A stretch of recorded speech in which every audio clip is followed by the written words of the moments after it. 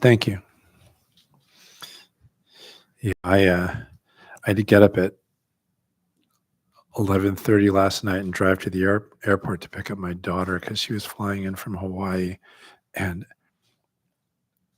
it has made me the most groggy I've been in like ages. I don't really understand why all it happened, but if I start, blathering, it's probably because of that, right? So let's sit for a bit. So looks like everybody's sitting in some sort of cross-legged posture. I would say that's a good thing. The request for sitting in a cross-legged posture is, if possible, to have your knees evenly planted and to kind of manage the balance over this tripod from your knees to your sit bones. Basically, you probably have more weight on your sit bones, obviously, because your entire trunk is sitting on top of that. But there's an important role for your knees, and we can explore it by doing this. Press down very gently on your left knee, and you'll notice you float to the right, right? And same on your right knee, you notice you float to the left, and it doesn't take much, right? It's kind of interesting. So what that means is that it's important to kind of keep the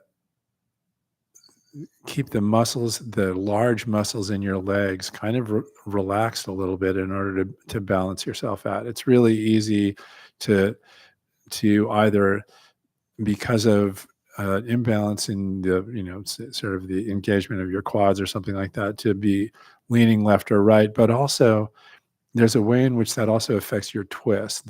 So you can also try this, like open your kind of right psoas musculature and upper quads, and you notice you rotate to the left, and you can do the same thing just by fiddling with your muscles in your left leg going the other way, right? See, it's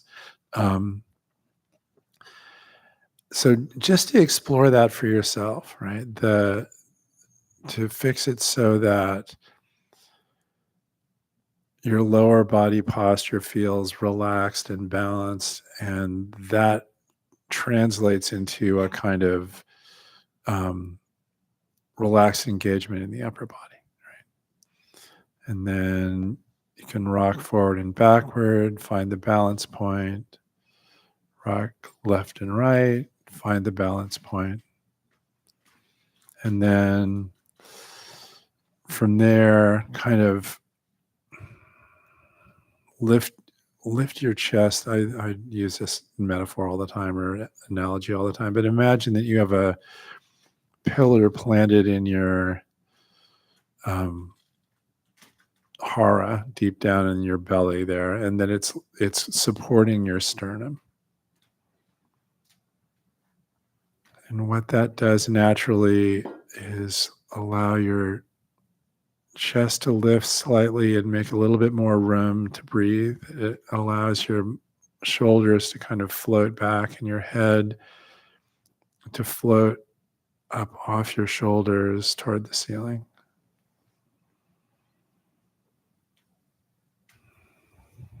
And then I guess a lot of the rest of the stuff I'm going to say is going to be handled by the Fukanza Zengi, which I'm going to read in a minute. But I thought I'd just give some basic postural instructions. When the Fukanza Zengi talks about breathing, he says something like, take 3 deep breaths. But what would be good would be to think about those breaths, or on the in-breath, the breath arising out of the hara and filling the body, and on the out-breath, the breath collapsing out of the body into the hara. So it's kind of counterintuitive, but there is a way in which it feels like that, right? So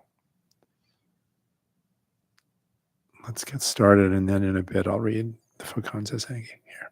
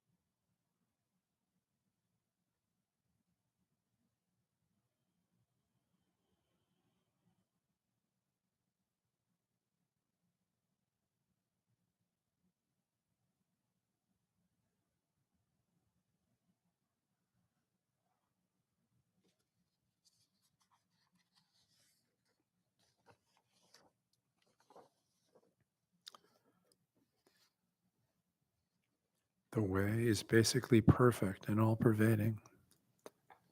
How could it be contingent upon practice and realization?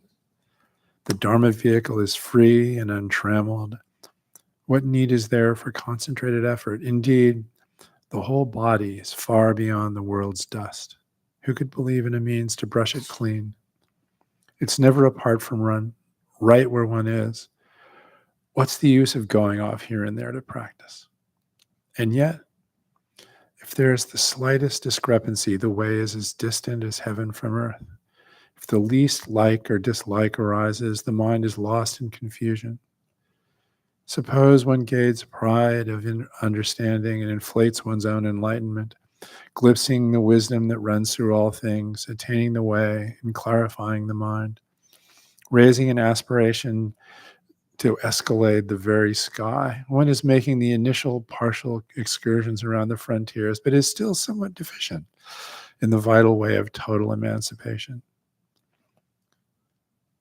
Need I mention the Buddha, who was possessed of inborn knowledge? The influence of his 6 years of upright sitting is noticeable still. Or Bodhidharma's transmission of the mind seal. The fame of his 9 years of wall sitting is celebrated to this day. Since this was the case with the saints of old, how can we today dispense with negotiation of the way? You should therefore cease from practice based on intellectual understanding, pursuing words and following after speech, and learn the backward step that turns your light inwardly to illuminate yourself. Body and mind of themselves will drop away, and your original face will be manifest. If you want to attain suchness, you should practice suchness without delay. For Sanzen, a quiet room is suitable. Eat and drink moderately. Cast aside all involvements and cease all affairs. Do not think good or bad. Do not administer pros and cons. Cease all movements of the conscious mind, the gauging of all thoughts and views. Have no designs on becoming a Buddha. Sanzen has nothing whatever to do with sitting or lying down. At the site of your regular sitting, spread out thick matting and place a cushion above it. Sit either in the full lotus or half lotus position. In the full lotus position, you first place your right foot on your left thigh and your left foot on your right thigh. In the half lotus, you simply press your left foot against your right thigh. You should have your robes and belt loosely bound and arranged in order. Then place your right hand on your left leg and your left palm facing upward on your right palm, thumb tips touching. Thus, sit upright in correct bodily posture, neither inclining to the left nor to the right, neither leaning forward nor backward. Be sure your ears are on a plane with your shoulders and your nose in line with your navel. Place your tongue against the front roof of your mouth with teeth and lips both shut. Your eyes should always remain open, and you should breathe gently through your nose. Once you've adjusted your posture, take a deep breath. Inhale and exhale. Rock your body right and left and settle into a steady, immovable sitting position. Think of not thinking. How do you think of not thinking? Non-thinking. This in itself is the essential art of Zazen. The Zazen I speak of is not learning meditation. It is simply the Dharma gate of repose and bliss, the practice realization of totally culminated enlightenment. It is the manifestation of ultimate reality. Traps and snares can never reach it. Once its heart is grasped, you're like a dragon gaining the water, like a tiger taking to the mountains. For you must know that just there, the right Dharma is manifesting itself, and that from the first, dullness and distraction are struck aside.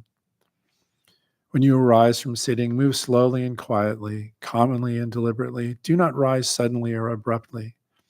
In surveying the past, we find that transcendence of both unenlightenment and enlightenment while while either sitting or standing, have all depended entirely on the strength of Zazen. In addition, bringing about of enlightenment by the opportunity provided by a finger, a banner, a needle, or a mallet, and the effecting of realization with the aid of a hasu, a fist, a staff, or a shout cannot be fully understood by discriminative thinking. Indeed, it cannot be known by the practicing or realizing of supernatural powers. It must be deportment beyond seeing and hearing. Is it not a principle that's prior to knowledge and perception? This being the case, intelligence or lack of it does not matter. Between the dull and the sharp-witted, there is no distinction. If you concentrate your efforts single-mindedly, that in itself is negotiating the way. Practice realization is naturally undefiled. Going forward in practice is a matter of everydayness. In general, this world and other worlds as well, both in India and China, equally hold the Buddha seal, and overall prevails the character of this school, which is simply devotion to sitting, total engagement in immovable sitting. Although it's said that there are as many minds as there are persons, still they all negotiate the way solely in Zazen. Why leave behind the seat that exists in your home and go off aimlessly to the dusty realms of other lands? If you make one misstep, you go astray from the way directly before you.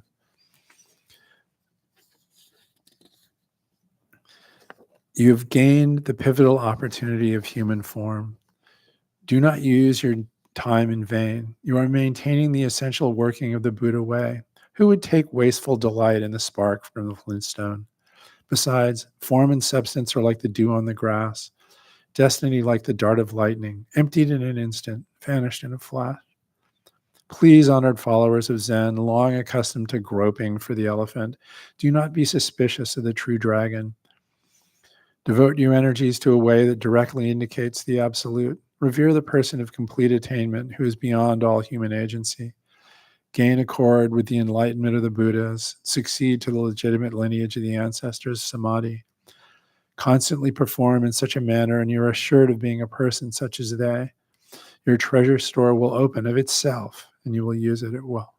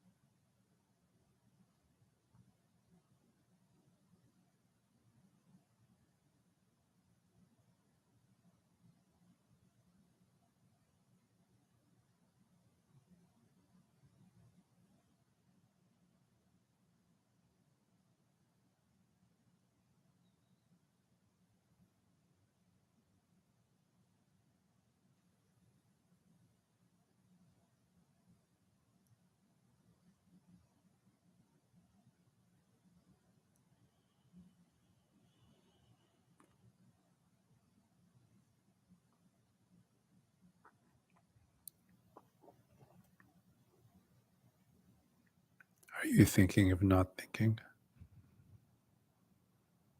Hmm.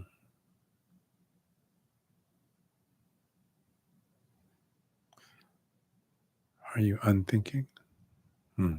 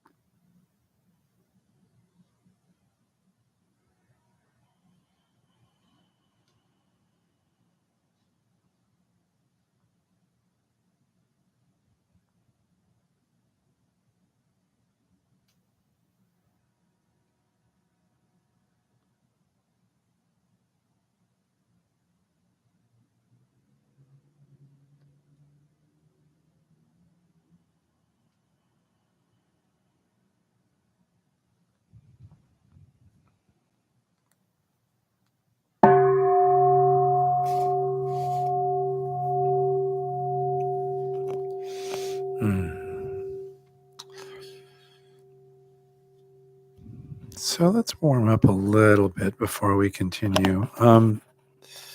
Here's what I thought we could do. Maybe move this out of the way so you can see. So why don't you move your cushion out from under your butt and change into Seiza, which I think is just essentially a yoga pose called something like hero's pose, right? I think that's right. So, yeah, I think it's yeah, exactly. So just just sit on your legs, and if you can like fold your feet under that so they're kind of supporting your butt, that's good. If you can't, that's okay. It's not a big deal.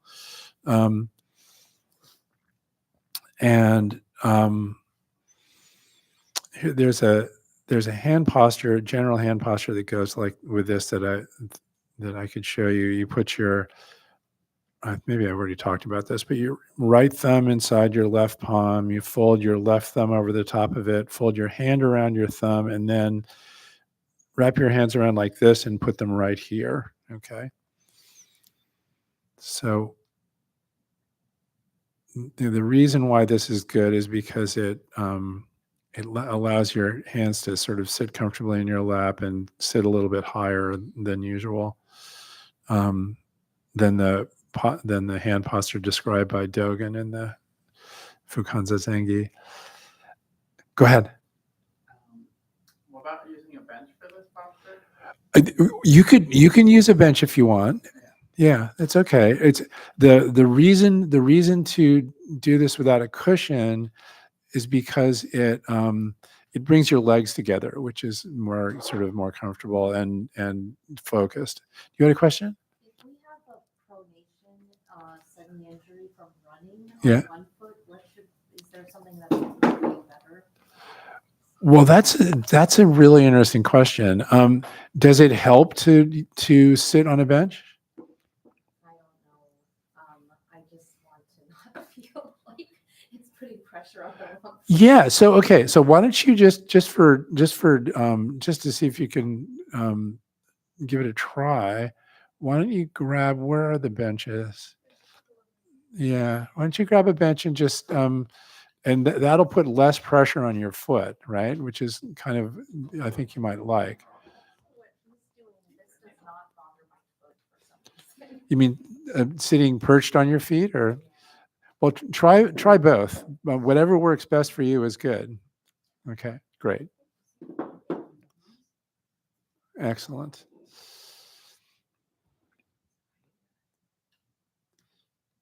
Probably the other way. That. Are you comfortable when I'm looking at you? No. Yeah. I feel very uncomfortable. I'm going to push through it. Thank you. Why you also could try bench. Why don't you give it a try? It might be. I'm going to see how much I can do this way. Okay, great. All right. So here we are. We're all sitting roughly in Seiza, right? And our hands are folded like this. Now, what we're going to do, we did a little bit of this breathing stuff standing up the other day, but what we're going to do is we're going to try and do it sitting down. And there's a couple of specific things about the posture. So to open your eyes to a sort of natural openness and let your gaze settle and try and have your gaze take in as much of the periphery of the room as possible. Okay. And let it settle there. And then we talked about the hara a few times ago. So there's this place sort of, a couple of inches maybe below your navel, right in the middle of your body. People that do yoga will recognize this as essentially Ujjayi breathing, right? But you put a little bit of tension in your hara, which is to say you tighten your lower stomach muscles a teeny bit, and you also contract the muscles in your pelvic floor, so your sort of perineal muscles, right? And then with that tension there, we're going to do the hand gestures too. So with that tension there, breathe in, and the way the in breath goes, you go like this. Smile, and then increase the tension a bit, and with that tension there, breathe out. And let the out breath goes like this.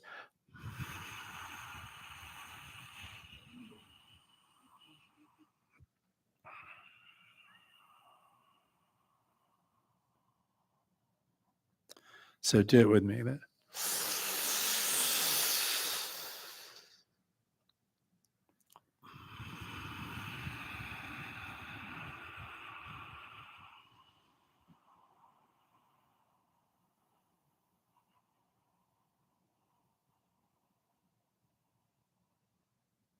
Pause.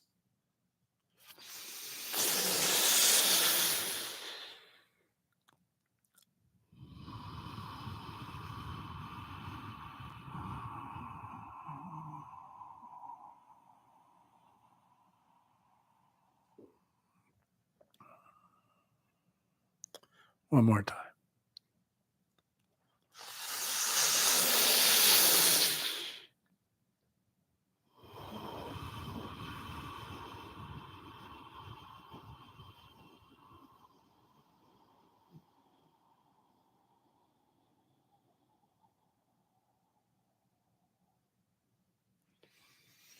All right, just relax.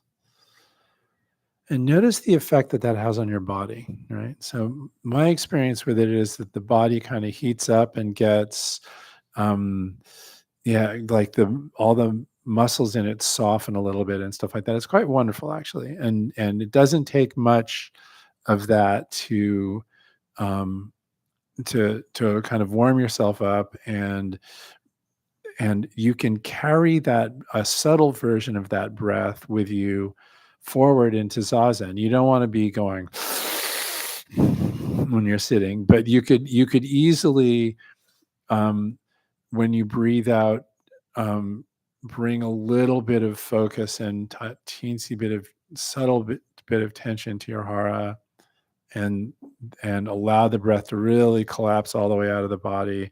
It's like the way this hand sort of charts the passage of the breath out of the body, right?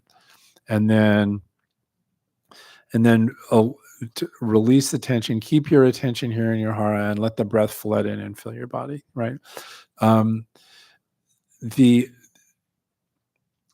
That's the fundamental breath practice that supports zazen. And if you hang around Zen monasteries long enough, somebody's gonna tell you. So you just say you don't need to hang around Zen monasteries now. You can just do it. Right? Breathing in through your mouth when you're not exaggerating. So the Dōgen says, and I think this is correct: breathe in through your nose. But when you're exaggerating, you can breathe in through your mouth, right? And so why doesn't everybody now switch to a more comfortable non-seiza position, and then we can go on. Well, it's funny. Seiza is meant to be comfortable, right? The problem with Seiza as a posture for most people is that you sit on your legs for a little while, and even if you don't have an uncomfortable injury on your feet, your legs tend to go to sleep pretty fast, right? It turns out that you can kind of slow that down a bit over time. I can sit like this for something like between a half hour and 40 minutes, and my legs don't go to sleep. And I'm not really sure why. It just happened over the course of, decades of sitting or something. But this is my preferred daily posture. Yeah. And, on retreat, I had a teacher tell me if you do this, you end up squirming a little bit. Or she told me I was squirming, and I had to sit perfectly still. Yeah. She told me to sit on a chariot. Oh, well, that's interesting. I mean, I would say that Seiza is intended to be a position that you can sit in for a really long time, and sit still in for a really long time. If you do a tea ceremony in Japan, you sit Seiza for 3.5 hours, basically. Yeah. And you're supposed, and the intention is that you're sitting still in a way that's settled and fundamentally comfortable. And in order to make it more comfortable, they have all this technology around little tiny seiza benches that you can pull out of your kimono sleeve and stuff under your sit bones to lift you literally 2.5 centimeters off your legs and make it easier for them not to fall asleep, right? But so I would say the trick with seiza is essentially to start it with the same care around the tension in your thighs and your psoas muscles and so on and so forth, so that you really feel solid and settled, and you bring your legs together in this way that that feels like it's directly supporting your upper body, basically, and then just see what happens, right? But there's no, if you can sit comfortably in seiza, my sense is there's not any serious advantage to sitting in a chair. Chair sitting is fine, but it also has its pitfalls around. Chairs often want to attract you into some sort of slouch and so on and so forth, right? So I feel like it happened on this sit too. Like I'm sitting like this, and then I'm like thinking, and I'm like, oh, I could not think. Thinking. You know what I mean? I do. I know exactly what you mean. Yeah.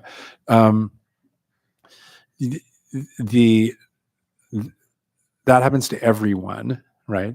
And it's the main source of discomfort in zazen, right? Is that you get tangled up in thinking, and your attention to your posture melts away. And even if you don't, end up leaning over, your posture tends to slip one way or the other, and it actually gets uncomfortable. It's you'd think you'd slip towards a sitting posture that's more comfortable, but actually it doesn't work that way, right? You become less comfortable usually when you're tangled up in thought or sleepy or all these other things, right? Yeah, no, that's absolutely right. So that's the dynamic to work with, and the usual way of working with it is not so much to say I'm not supposed to be thinking, but to take the invitation that comes regularly from your body to pay attention to your body, basically, right? And if you can do that, and in those moments where you take the invitation, you can really settle into your body and really sense what's going on with it. That's helpful, right?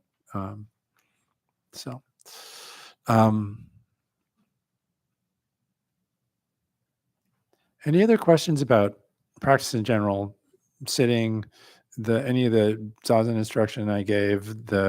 We've probably read the Fukanza Zengi enough so that you're familiar with it, but go ahead. So regarding the thoughts, yeah. Is there something intentional we should be doing? I just find myself like visualizing up water or focusing on my breathing. Well, yeah. I mean, my take on that is this, right? The reason why zazen is called zazen is that the overall intention is to be present moment by moment in your actual body with your actual mind, right? And to have that presence be wholehearted and so on, right? What generally happens with that is that you'll be sitting there paying attention, and then a thought with enough juice in it arises that it pulls in your attention, and it pulls your attention away from your body and from the contents of your senses into a kind of a it's a little dramatic to call it a black hole, but some sort of thing that reflects the inherent gravity of ruminative thought, right? Which, and ruminative thought has a gravity. It really does pull you in, right? So that's okay. It really is okay, right? But what happens thereafter is that sometime later, and usually it's not much later, your body and the other modes of engagement that inhabit it say, you might want to sense where you are and what you're doing, and so on and so forth. And if the thought is really juicy, we tend to ignore those invitations, right? The thing to learn is to notice them and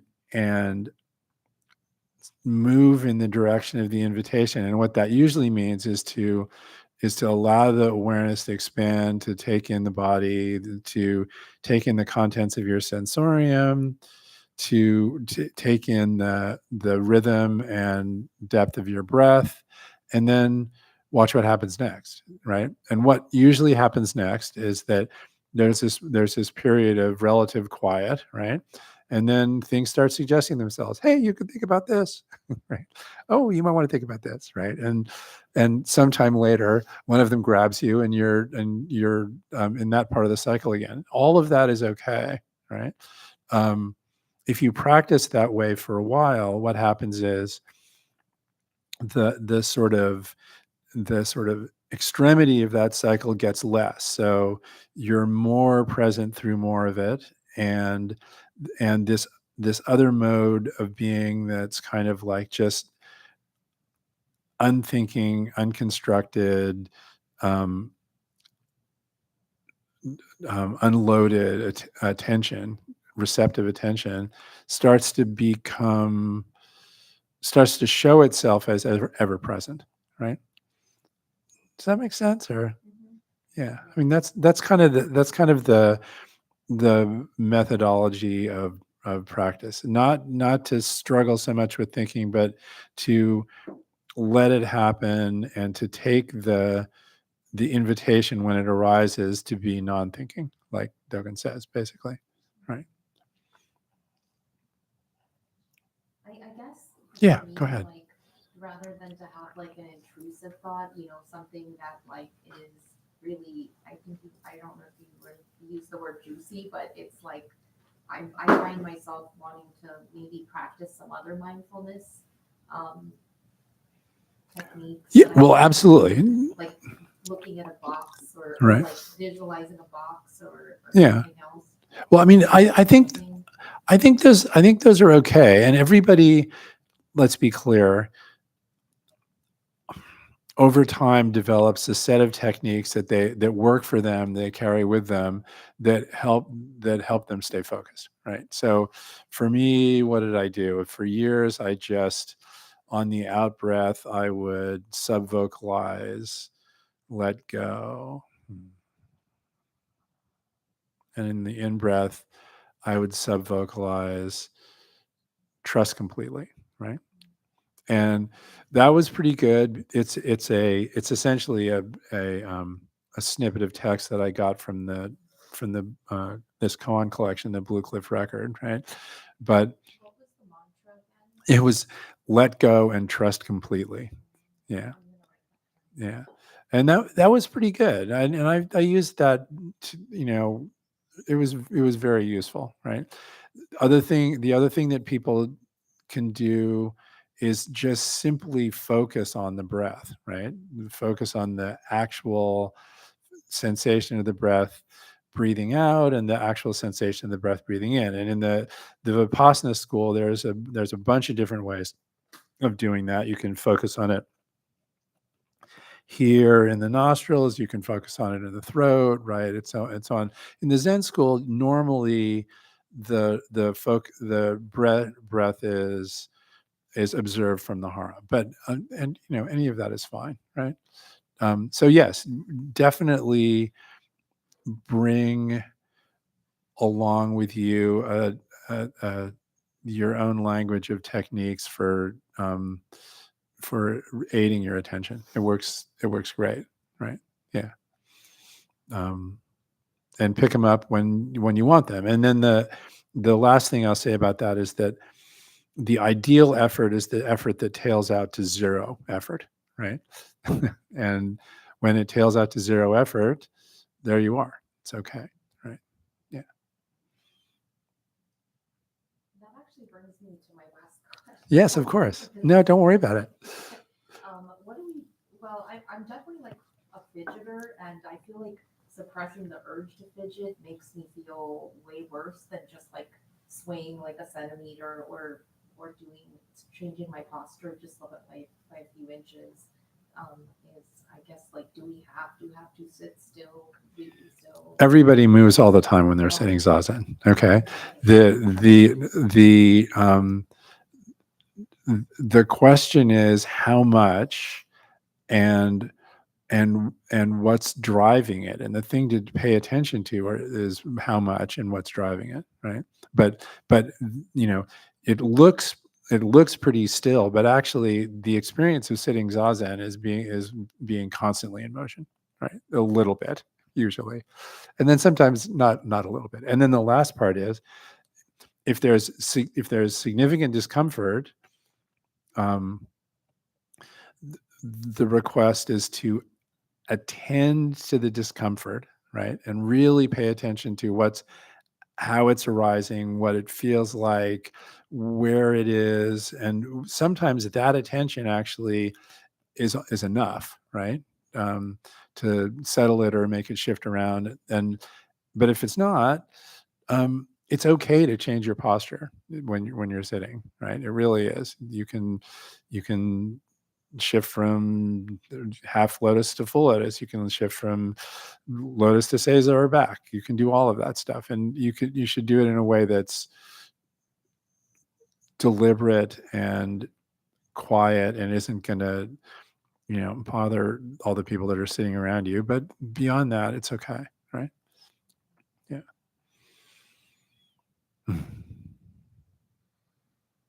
What time is it? Cool. Well,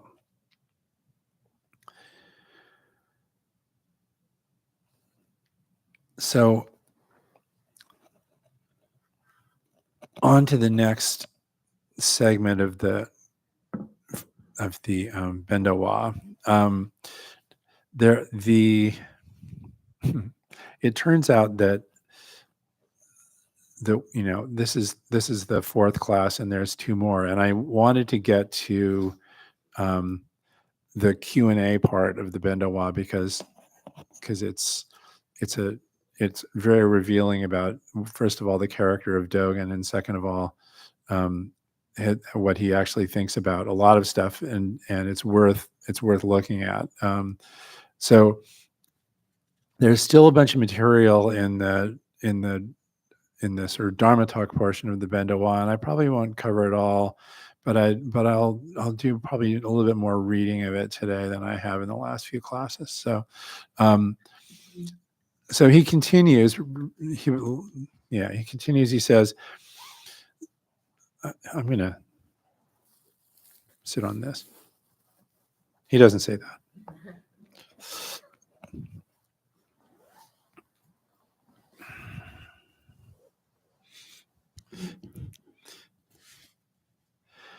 The concentrated endeavor of the way I'm speaking of allows all things to come forth in realization, so they may practice going beyond in the path of letting go.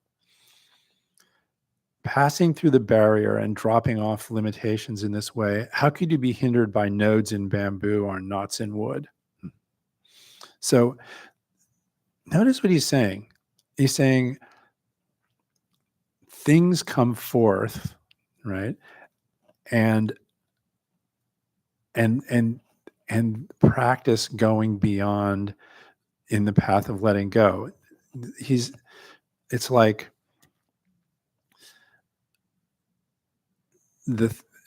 he says this in other ways in other places too. The things of the world participate directly in your meditation, right?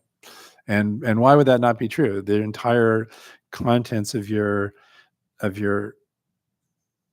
your consciousness and so on is really the things of the world, right? So there's a thing he says, not in this document, in a different document. He says, when you go forth and you confirm the things of the world, that's delusion, right?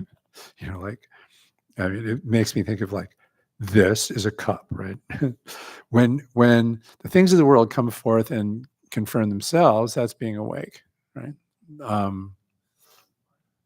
And that's kind of what he's talking about here. It's like, you could, if you think through this, I just went on a kind of longish, really marvelous bike ride yesterday, actually. And, my favorite example of how this is a bicycle, right? So a bicycle is arguably a thing, right? But when you sit on a bike and ride on a bike, your engagement with the world is mediated by the bike in such a way that you learn things you would never learn any other way, right? It's things about the particular nature of effort and exactly how steep some hill is that you're that looking at, you'd never really know how hard it is, right? And all the rest of this sort of stuff. It completely changes your engagement with the world, right? To be on a bike as opposed to being walking down the street or driving in a car or just standing around, right? It's a window into a whole different realm of experience, right? And at a minimum, that's what he's talking about when he's saying, and he's going to say a bunch of this stuff in the course of the next few paragraphs, right? When he talks about the way that the things that are part of your experience participate directly in that experience, and in some sense are the Dharma or expound the Dharma, right? So, and then he says, passing through the barrier, right? The word barrier comes up a lot in Zen, and it's the gloss that Tanahashi puts on it in this particular translation is of dualism, but that's not exactly right. It's like the barrier is just our attachment to our conventional way of looking at the world, and if you and the self-construction, self-narration, the categorical thinking, and all the rest of that thing and stuff that goes along with that, right? All of that is a barrier to the kind of experience that Dogen is talking about here, and when he says pass through the barrier, often the way that works, not always, but often the way it works, is that you have a moment of recognition regarding what drudgery it is to maintain all that stuff, and you realize that you can put it down, right? You can just let it go, and it happens, right? And it doesn't happen permanently, and it doesn't have to happen in some vast dramatic way. It can be really subtle, but in any case, that's what they're talking about there. And then the last part is he uses this metaphor. He says, how could you be hindered by nodes in bamboo and knots in wood? So those are metaphors for like concepts and theories, basically, about how. So, and again, you'll notice he's not saying don't have concepts and theories, right? He's just saying you don't have to be hindered by them. They don't have to be determinative of your experience, right? And that's a good thing, because the kind of the experience of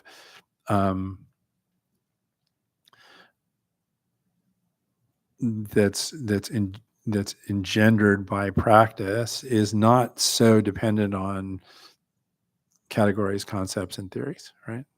It's mainly in the Heart Sutra and the sort of Mahayana liturgy, it's called something like wisdom beyond wisdom, right? So in other words, it's like a kind of intuitive engagement that acknowledges but sets aside, or at least doesn't hold forth with our concepts and theories, right? So, and then he says, now all ancestors and Buddhas who uphold Buddha Dharma have made it the true path of unfolding enlightenment to sit upright, practicing in the midst of receptive samadhi. Do you remember? You remember what receptive samadhi was, right? It's a Jiju Zanmai. It's engagement through the window of the self with everything, right? Those who attain enlightenment in India and China followed this way. Thus, teachers and disciples intimately transmitted this excellent art as the essence of the teaching. Right? So he's kind of spelling it out here, right? Then he goes on. In the authentic tradition of our heritage, it's said that this directly transmitted straightforward Buddha Dharma is the unsurpassable of the unsurpassable.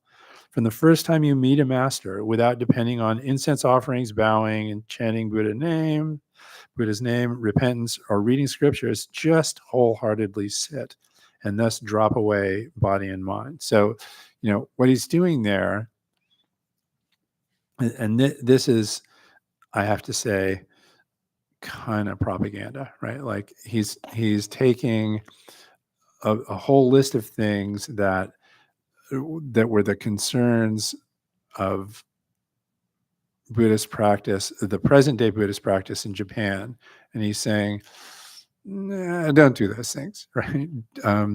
What you should be doing is sitting zazen, right? And you'll see in the Q&A later that that he really goes for this, right? So so those things include like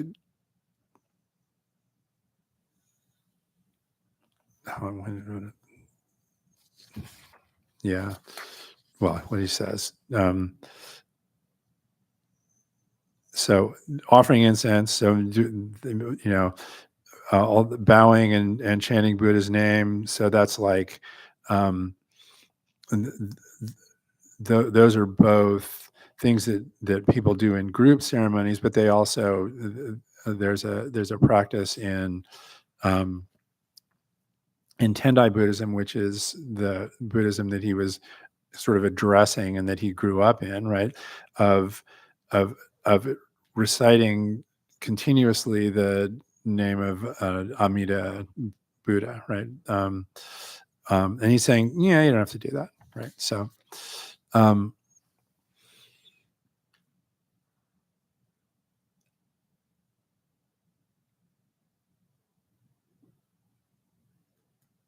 it's worth noting that in Dogen, the place that Dogen ended up setting up, right, and to this day, they do all of those things. Well, maybe not. Maybe not. No, they recite the names of Buddha too, right? They do ritual incense offering, bowing. They do lots and lots of bowing. They have these elaborate ceremonies, and they chant and study the liturgy, and they study texts, and they have these formalized Q&A sessions and so on and so forth. They do all of that stuff. The main thing that he's saying is not that those things are not helpful. Monastic form is helpful and involving and can be marvelous, right? It's just that it's not the essential thing. The essential thing is the practice, right? So, and then he says, when even for a moment you sit upright in samadhi, expressing the Buddha mudra, so the form that we were all just taking, right? In the three activities, so body, speech, and mind, the whole world of phenomena becomes the Buddha mudra, and the entire sky turns into enlightenment. So he kind of, Dogen talks like this, and you think he's exaggerating, right? But he's actually not. He's actually saying what it is, right? Accordingly, all Buddha Tathagatas increase Dharma bliss, the original source, and renew their magnificence in the awakening of the way, right? Furthermore, all beings in the world of phenomena, in the 10 directions and the 6 paths, including the 3 lower paths. So the 6 paths are these realms of, it goes from gods, demons, humans, animals, hungry ghosts, and right, the hell realm, essentially, right? So he says all beings in all those realms, and he especially says, including the really bad ones with the animals and the demons and so on, at once obtain pure body and mind, realize the state of great emancipation, and manifest the original face. Okay, original face is a Zen construct around, essentially, before you were conditioned, what was your, what were you, right? And can you manifest that, right? At this moment, all things actualize true awakening. Myriad objects partake of the Buddha body, and sitting upright, a glorious one under the Bodhi tree, you immediately leap beyond the boundary of awakening, and then you turn the unsurpassable great Dharma wheel and expound the profound wisdom, ultimate and unconditioned. Right. So that's painting a pretty glorious picture. When Dogen gets like this, what time is it? He's a little hard to sort out, right? He's like painting this broad, sort of timeless picture, and he's just using it as a way of opening up your view enough to kind of take it all in, right? Is it the case that that somebody, some Buddha who lived 2,500 years ago expands their awareness as a result of, remember what he says at the beginning. He says, when even for a moment you sit upright in samadhi, right? So, so every now and again, maybe it happens I'm sitting upright in samadhi. Does the original Buddha, or maybe even one of the Buddhas that lived, eons ago, do they like smile, to themselves and increase their delight? I don't know. It's a good question, but he lays it on basically. So the 10 directions are like the 8 compass points and the and up and down, just so that it just means everywhere, right?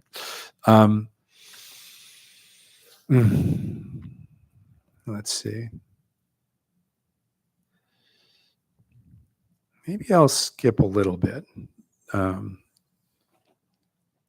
because there's a kind of important paragraph, a few paragraphs after this, and it's probably worth getting into a bit.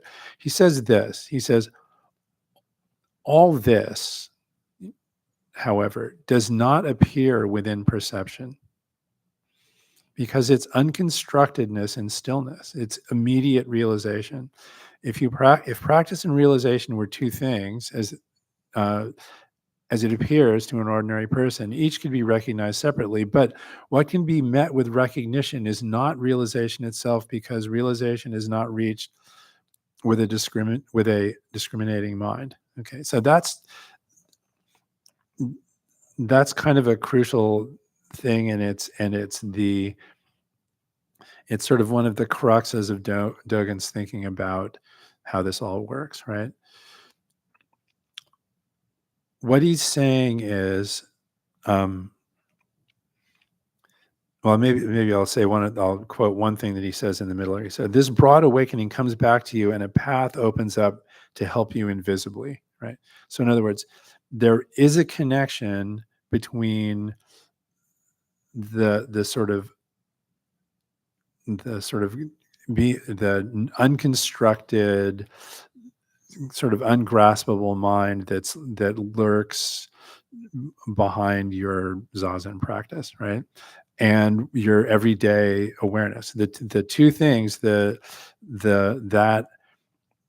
mind of receptive, unconstructed attention, and your everyday cognition are entangled, right? They're always entangled, but they develop over time a relationship. He says it's a path, right? But that doesn't mean that you understand it or can recognize it or comment on it in any way that's particularly useful, right? That's the sort of crux of it, right? It's like, typically what happens is you have a moment, right? And when it's gone, you go, "Oh, look, I had a moment," right? And maybe some parts of it register and resonate, and you have a feel for what just happened. But fundamentally, it slips out of your grasp. And the thing that is the most difficult about that is that it's really easy to develop a kind of set of ideas around that moment and cling to them, right? And so then you've made yourself another barrier, right? And so that's the first part. And the second part is he says this thing. He says, if practice and realization were two things, as it appears to most everyone, and certainly was the idea that I can remember hearing over and over and over again when I was first learning about this stuff, right? Then you could recognize them separately, but you can't, right? In other words, they're not separate. They're the activity of realization is practice, and realization is inherently practice, right? The interdependence works both ways, right? And the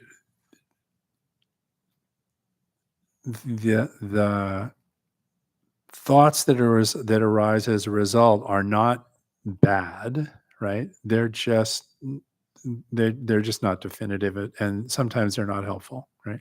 Like I had this experience, and maybe I've already told this story, but years ago, I set the same retreat twice in a row, and it's the year-end retreat. It's very intensive and kind of marvelous, right? And the first time, I had all these, frankly, kind of wild experiences, right? Very kind of, well, wild, let's put it that way.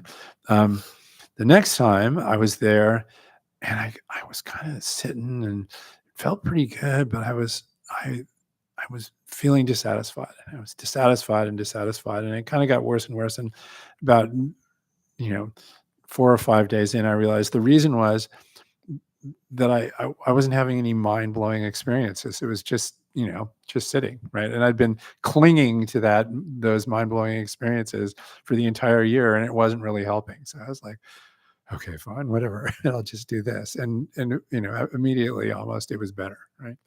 It's easy to do that. So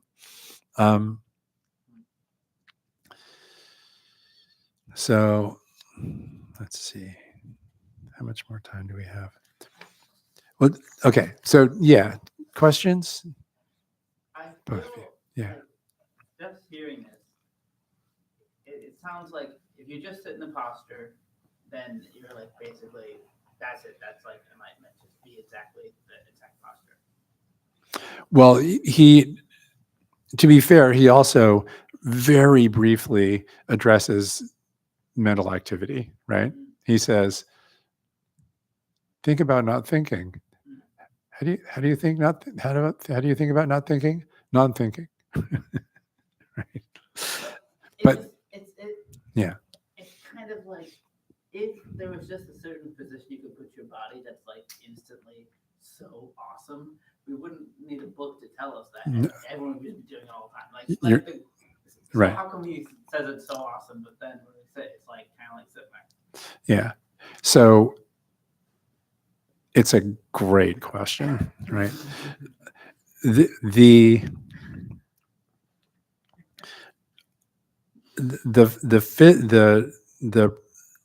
precision with which he describes the posture is mainly in order to prevent people from just doing any old thing, right?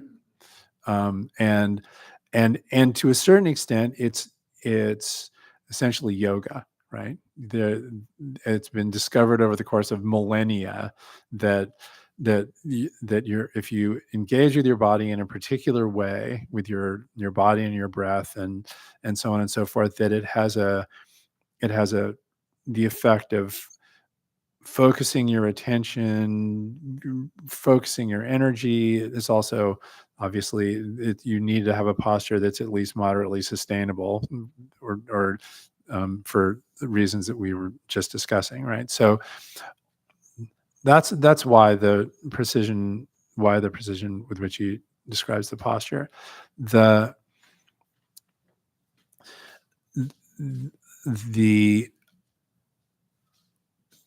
The other part of your question has to do with why is it so great, right? It's not great because you're making it happen by taking the posture and so on. It's great because everybody naturally has Buddha mind, right? And if you practice paying attention in this particular way, over time that becomes obvious, right? And that mind floats up and it takes its natural place in your awareness and actively trades off your attention with your everyday cognition. That's why it's great, right? But you're right. It's not I'm taking this posture and now everything is going to be awesome, right? That's not how it works. It's more like you're opening yourself to the possibility that you're your kind of discriminating, self-narrating, self-constructing mind can settle enough that this larger picture of what it is to be a human being swims into focus. And that happens on its own time and for reasons that are fundamentally kind of mysterious in my experience. Does that help? Or yeah. There's a time sequence. There definitely is. Yeah. It is like 8:19, but I wanted to kind of piggyback off of that question. Yeah, of course. Why couldn't we just do like frog or a tree or something, some other thing that's not sitting? If the whole philosophy is about like just not being into the thoughts and I think I forgot the words. It was like I think it was like thought patterns or concepts and yeah, exactly. But yeah, I think just or like I don't know, doing dishes. Sometimes people just kind of like get a little bit just like they are relaxed or mindful while doing other things or yeah, they sure do. Yeah, I mean, I would say this, right? This is a manifesto and a propaganda piece, right? And he's trying to convince a whole bunch of people that he sees, rightly or wrongly, as practicing in a way that's not helping them, to practice in a different way that in his experience, because he had this experience in China, it would be more helpful, right? In reality, sitting zazen is not the only way to have these experiences, right? Some people have them spontaneously, some people have them through making art or engaging in vigorous and focused physical activity, et cetera, et cetera, et cetera. The claim of the Zen school, taking aside Dogen's manifesto, is that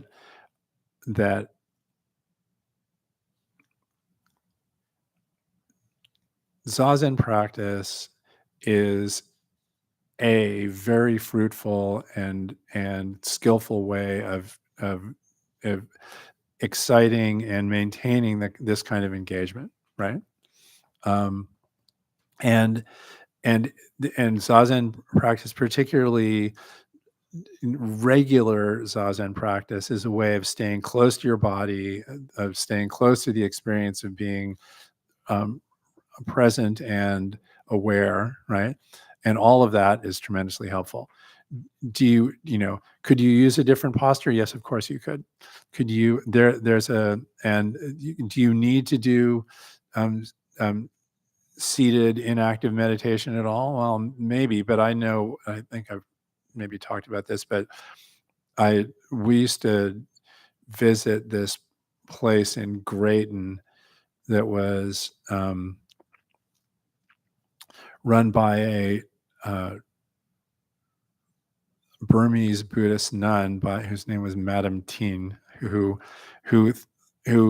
thought essentially seated meditation was for the birds, and she would just have everybody go through their everyday activity of, as you say, doing the dishes, cooking the lunch, sweeping the floor, and all the rest of that sort of thing, with a particular kind of mind that she would encourage. And she had tools for observing and requesting from people whether they were doing it or not, and so on. But in any case, she was really something, and I think she was right.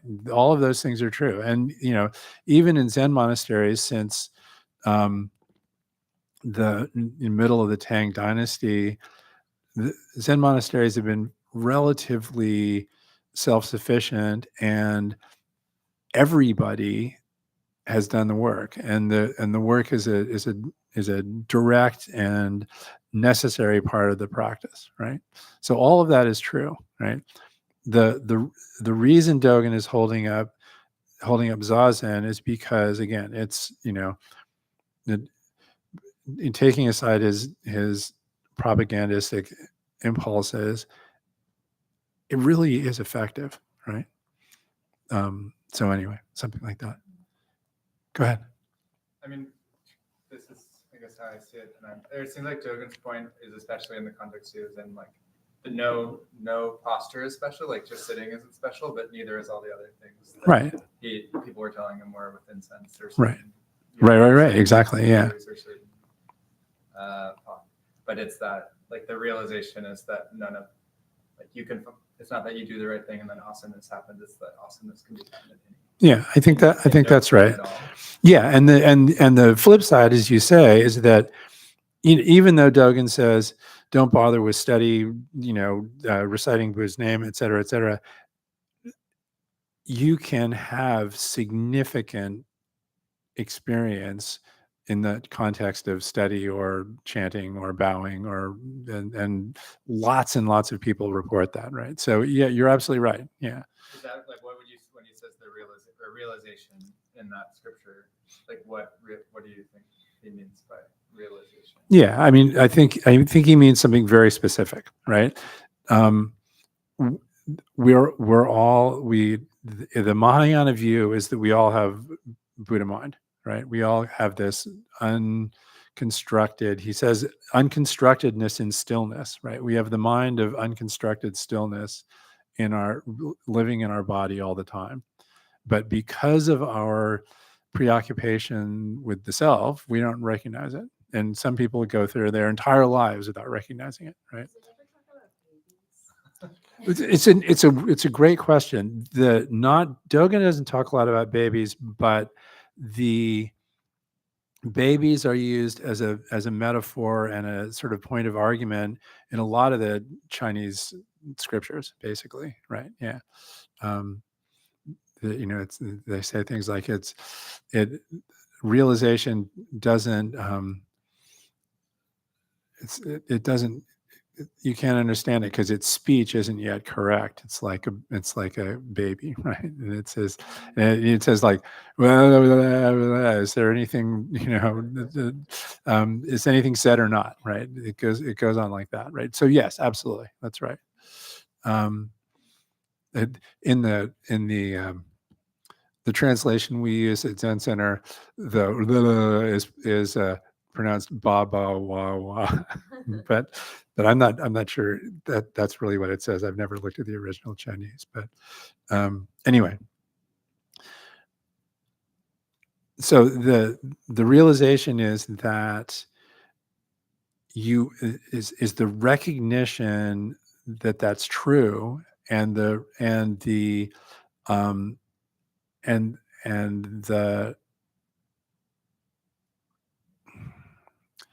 practice of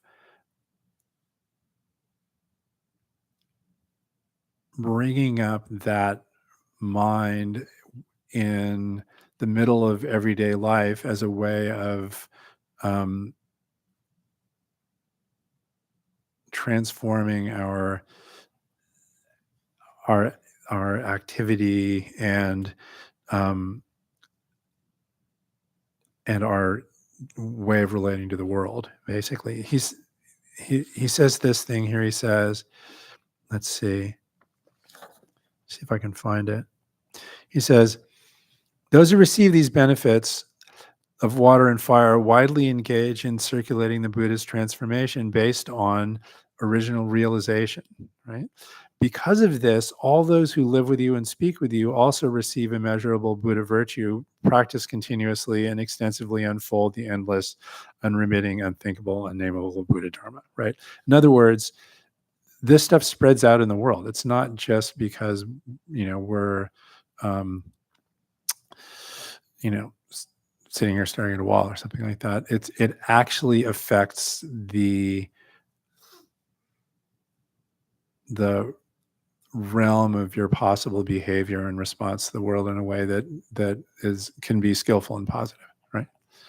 Does that make sense? Or yeah, go ahead.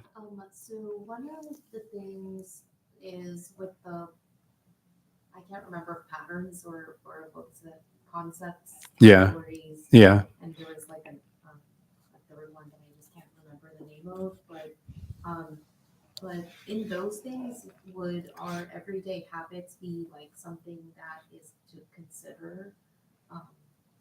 So like, for instance, let's say you're trying to get, rid of your attachment to, using your cell phone. Yeah. When you wake up first thing in the morning. So kind of like practicing, tapping into the unconscious mind for ideas and just sitting in our bodies. I guess like, would that help to like maybe break bad habits and then create new ones? Well, I mean, yes. I mean, the interesting thing about that is that the kind of, if there's a trick is not exactly the right word. The kind of methodology that practice invites is something like using your your direct experience, right, as a trigger to open up and be present in your body, be present with the contents of your mind, and so on and so forth. And when you do that, it's interesting. What happens is that your this sort of broader receptive awareness kind of, it first of all acts as kind of a counterweight to our habitual response to the world, right? So it can be helpful in breaking habits, right? But it also allows a kind of appreciation and empathy with the drivers of those habits, right? You can recognize the power of your desire and acknowledge it and have it kind of be okay, right? And the last part of that is that the emotional baselines of our sort of everyday cognition are complicated, but they're essentially conditioned constructs, right? The emotional baseline of this sort of other mode of engagement is mostly a kind of unconditioned appreciation, right? It's just appreciation for life and presence, basically. And that's helpful too, because it provides a kind of support for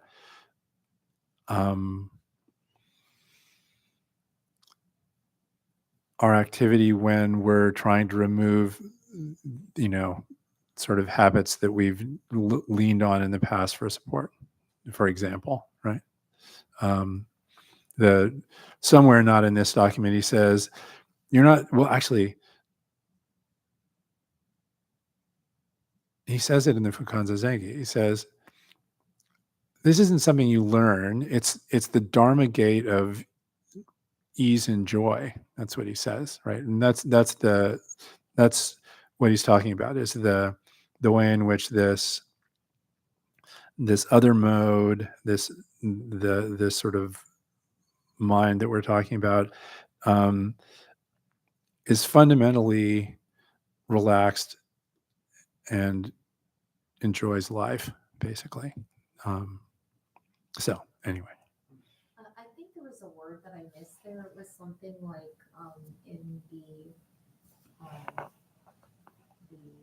think you said there was the emotional baseline of our everyday cognition and something appreciation for life and being present. It was, I can't remember. I think it was unconditioned appreciation. Okay. Yeah, exactly.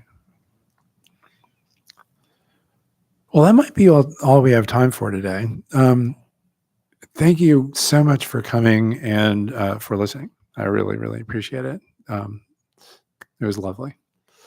And for asking really excellent questions. So.